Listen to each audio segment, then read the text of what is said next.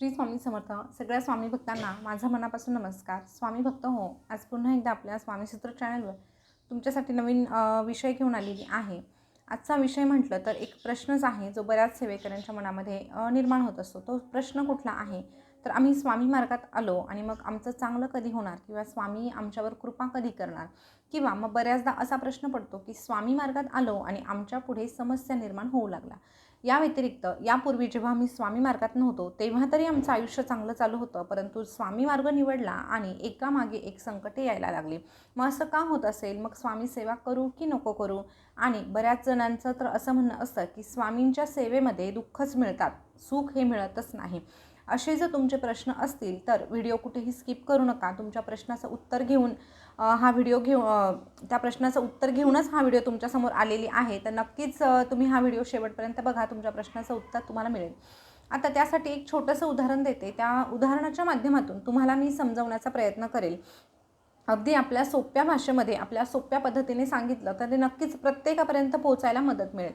तर होतं काय की आपले कर्म, आता कर्म म्हटलं तर कर्मांपासून कोणालाही सुटका नाही. अगदी माझ्यापासून तुमच्यापर्यंत कोणीही असं नाही की त्याची कर्मांपासून सुटका होते. आता कर्म म्हणजे आपण काय विचार करतो की आता तर मी सगळ्यांशी चांगलं वागतो, मी सगळ्यांना चांगलं म्हणतो, सगळ्यांसाठी मदतीचा हात पुढे नेतो, मग माझे कर्म तर चांगलेच आहे. पण थांबा, या ठिकाणी आपल्याला ह्या जन्माचा विचार करायचा नाही, तर आपला जो मागचा जन्म होता जो आपल्याला आठवतच नाही, त्या जन्माचा हिशोब देखील आपल्याला या जन्मामध्ये द्यावा लागतो. आता आपल्याला जरी काही आठवत नसतं तरीही देवाकडे आपल्याला आपल्या सगळ्या पुण्याचा, पापाचा सगळा काही लेखाजोखा असतो, तो अगदी व्यवस्थित असतो. तिथला जो हिशोब असतो तो अगदी व्यवस्थित असा बनवलेला असतो आणि त्याचाच परिणाम आपल्या जीवनावर होत असतो. आता बऱ्याचदा आपण काय म्हणतो की देवाने माझ्या आयुष्यामध्ये संकटे निर्माण केली. खरं तर या ठिकाणी देव कोणालाही संकट देत नाही. ही जी संकटे येतात त्या तो एक आपल्या कर्माचा भाग असतो. आपल्या पूर्वजन्मीचे जर कर्म तसे असतील तर नक्कीच आपल्याला सामोरं जावंच लागणार, त्याची फळं आपल्याला म्हणजे भोगावीच लागणार. तर होतं काय की जेव्हा आपण आपलं आयुष्य जगत असतो तेव्हा आपल्या जीवनामध्ये कधी कधी सुख येतं तर कधी कधी दुःख येतं. तर मग होतं काय की आपल्या नावाची चांगल्या कर्माची आणि वाईट कर्माची अशी गाठोडी बांधून ठेवलेली असतात. हे फक्त एक उदाहरण देत आहे जेणेकरून तुम्हाला समजायला सोपं जाईल. आता चांगल्या कर्माची गाठोडी आणि वाईट कर्माची गाठोडी, जेव्हा आपल्या बाबतीत जेव्हा चांगलं काहीतरी घडत असतं ना, तेव्हा काय होतं की आपल्या ज्या चांगल्या कर्माची जी गाठोडी आहे ती देव आपल्याकडे फेकत असतो आणि त्या चांगल्या कर्माची फळं म्हणून आपल्या बाबतीत सगळ्या गोष्टी ह्या चांगल्या घडत असतात. या व्यतिरिक्त आपल्या बाबतीत जर वाईट घडत असेल तर नक्कीच ते आपल्या वाईटच कर्माचं फळ आहे. तेव्हा आपल्याकडे वाईट कर्माची जी गाठोडी आहे ती आपल्याकडे येत असतात आणि त्यामुळे आपल्याला त्या वाईट परिस्थितीला सामोरं जावं लागत असतं. हे इथपर्यंत तर तुम्हाला समजलं असेल. मग आता पुढचा प्रश्न असा येऊ शकतो, मग मी देवाचं करू की नको करू? जर मला मागच्या जन्माप्रमाणेच सगळं काही मिळणार आहे तर मी तर काहीच करू शकत नाही, मग मी देवाचं का करू?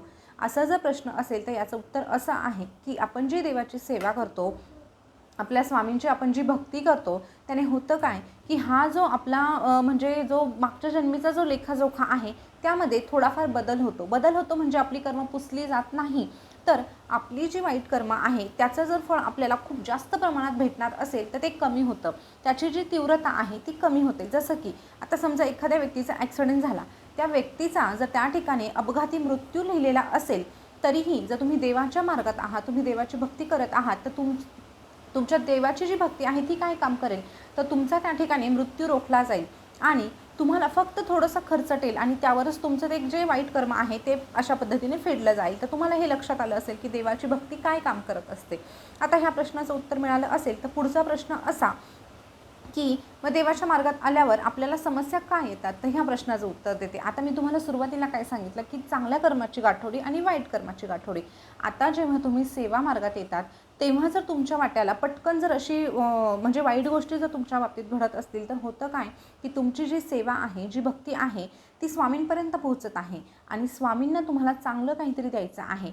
पण आपली कर्म जी आपण करून ठेवली आहे ते देव बदलू शकत नाही, स्वामी बदलू शकत नाही. मग स्वामी काय करतील, ती जी वाईट कर्माची जी गाठोडी आहे ती पटापट संपवण्याचा प्रयत्न करतील. आणि म्हणून आपल्याला जीवनामध्ये लागोपाठ अशी काहीतरी संकटं येतात. हां, अर्थात ती संकटं जरी आली तरी त्यातून स्वामीच आपल्याला बाहेर काढणार आहे. परंतु ती संकटं मात्र आपली कर्म घेऊन आलेली आहे, स्वामी घेऊन आलेले नाही. यातही स्वामींचा उद्देश असाच आहे की पटापट याची वाईट कर्मांची फळं याला द्यायची, त्यातून त्याला बाहेर काढायचं आणि त्याच्या पुढचं जे आयुष्य आहे ते त्याचं अगदी सुखाचं, समाधानाचं बनवायचं. पण ह्या काळामध्ये आपण त्या काळामध्ये स्वामींवर किती विश्वास ठेवतो हे देखील तितकंच महत्त्वाचं आहे. आपण त्याच काळामध्ये जर आपली पूजापाठ आपली जी सेवा आहे ती थांबवली, पूजापाठ करणं थांबवलं, तर मग सगळ्या पुढच्या ज्या गोष्टी आहेत त्या थांबून जातील. त्यामुळे आपल्या बाबतीत जर स्वामी मार्गात येऊनही जर संकट येत असतील तर हा एक खूप शुभ संकेत आहे. तुम्ही हे ओळखून घ्या की तुमच्या वाट्याला जर असं येत असेल तर नक्कीच तुम्ही पूर्वी केलेली जी पापं आहे त्याची फळं संपत आहे किंवा त्याची जी तुम्हाला म्हणजे परतफेड होत आहे ती अशा पद्धतीने संपत आहे. आणि ह्या काळामध्ये जेवढं तुम्ही नामस्मरण, जेवढी तुम्ही सेवा करणार आहात त्याचं फळ तुम्हाला चांगल्याच पद्धतीने भेटणार आहे. आता या पुढचा प्रश्न असा की वाईट करणाऱ्या लोकांच्या बाबतीत तर चांगलंच घडतं. आता आजूबाजूला आम्ही बघतो त्या लोकांची वृत्ती चांगली नाही तरीही त्यांच्या बाबतीत का घडतं? त्यांच्याही बाबतीत असंच होतं. कदाचित त्यांच्या आयुष्यात जर आता चांगलं घडत असेल तर हे त्यांच्या मागच्या जन्मीचं पुण्य आहे. त्यांच्याकडे आता तीच गाठोडी फेकली जात आहे, त्यांच्या चांगल्या कर्माची गाठोडी फेकली जात आहे आणि म्हणून त्यांचे चांगले दिवस आहे. परंतु वाईट करत आहे म्हणून त्यांचे चांगले दिवस नाही, तर मागच्या जन्मीची परतफेड आहे. पण ते जर आज वाईट करत आहे तर हे सगळा हा जो हिशोब आहे तो वरती लिहिला जात आहे, स्वामींकडे लिहिला जात आहे आणि त्याची जी फळं आहे ते थोड्याच दिवसांमध्ये त्यांना मिळणारच आहे. त्यामुळे आपण असा बिलकुल विचार करायचा नाही की मग वाईट केल्याने सगळं चांगलं होत असतं, मग चांगलं का करायचं? तर नाही, याचा सगळा हिशोब तिथे होत असतो, स्वामींच्या दरबारी होत असतो.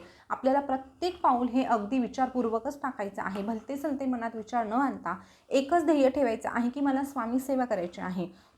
आज माझ्या वाट्याला अडचण आली आहे, आर्थिक अडचण आहे, शारीरिक अडचण आहे, मानसिक छळ होत आहे, असं ह्या सगळ्या ज्या गोष्टी आहे त्याला प्रत्युत्तर करत बसण्यापेक्षा त्याला सामोरं जायचं. एकीकडे स्वामी सेवा करायची आणि आपण जे प्रयत्न करत आहोत ते प्रामाणिकपणे करायचं. कारण आपल्या हातामध्ये दुसरं काहीही नसतं. आपल्या हातामध्ये दोनच गोष्टी आहे, एक तर स्वामींवर विश्वास ठेवा आणि दुसरी म्हणजे आपण जे काही करत आहोत त्यामध्ये अगदी जीव ओतून काम करा, प्रयत्न करा, कष्ट करा. ह्या दोन गोष्टी तुम्ही करा. या व्यतिरिक्त तुम्ही दुसरं काहीही करू नका. निश्चितच तुमची जी वाईट कर्म मागच्या जन्मी घडून गेलेली आहे ती पटकन संपणार आहे आणि तुमचं सोन्यासारखं आयुष्य तुमच्या समोर असणार आहे. आणि स्वामी त्यांच्याकडे काहीही ठेवत नाही. तुमच्या मुखातून दिवसभरामध्ये एकदा जरी निघालं की श्री स्वामी समर्थ, तरीही स्वामी त्याची परतफेड लवकरात लवकर करतात. फक्त आपला विश्वास तेवढा असायला हवा. तर स्वामी भक्त हो, तुम्हीही स्वामी मार्गात आले असाल आणि तुमच्या वाट्याला जर वाईट गोष्टींना म्हणजे तुम्हाला वाईट गोष्टींना सामोरं जावं लागत असेल तर कुठेही मनामध्ये शंका आणू नका. स्वामींकडे अशा पद्धतीने बघू नका की स्वामीच हे सगळं घडवून आणत आहे. स्वामी असं कधीही घडवून आणत नाही. जे काही आपल्या बाबतीत घडत असतं ते आपले कर्मच घडवत असतात, हे लक्षात घ्या. पण ही कर्म अजून बिघडणार नाही याकडे मात्र आपल्याला लक्ष द्यायचं आहे की कारण जेव्हा आपले कर्म चांगले असतात तेव्हा आपल्यासाठी स्वामी दुनिया इकडची तिकडे करतील, परंतु आपल्या इच्छा, आपल्या आकांक्षा पूर्ण केल्याशिवाय राहणार नाही. तर ही छोटीशी माहिती होती. तुमचे जे काही प्रश्न होते त्याचं उत्तर देण्याचा मी अगदी सोप्या पद्धतीने प्रयत्न केला आहे. तर तुम्हाला हा प्रयत्न कसा वाटला कमेंटमध्ये नक्की सांगा. शंका असतील तर त्याही विचारा. पुन्हा भेटूया नवीन व्हिडिओसोबत नवी माहिती घेऊन. तोपर्यंत बोलत राहा. श्री स्वामी समर्थ, जय जय स्वामी समर्थ. श्री स्वामी समर्थ, जय जय स्वामी समर्थ. धन्यवाद.